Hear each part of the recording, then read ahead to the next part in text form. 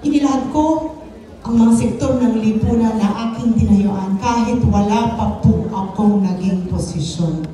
Then makakaasa po kayo, aming mga lolo at lola, balang araw, kung ako po ang magiging katamad ni Yorme, hindi na po kayo iiyak dahil sisiguraduhin po namin na kayo ay aming magiging prioridad at ibabalik po namin ng buong buo ang lahat ng mga programa at pulisiya na naging importante sa buhay niyo nung si Yorme ang alkalde natin dito sa Maynila.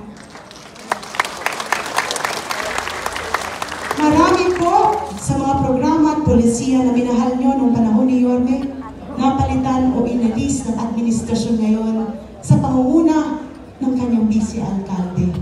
Kaya huwag kayong mag-alala dahil balang araw, ibabalik po namin ang lahat ng yun ng buong buo. Ngunit, magagawa lang po namin yun kung kaalyado namin ng City Council. Kahit ako po'y nakikiusap, sana kung tutulungan niyo po kami ni Yorme, sana tulungan niyo po ang lahat ng mga konsehal na nasa likuran ko under Yorme's choice.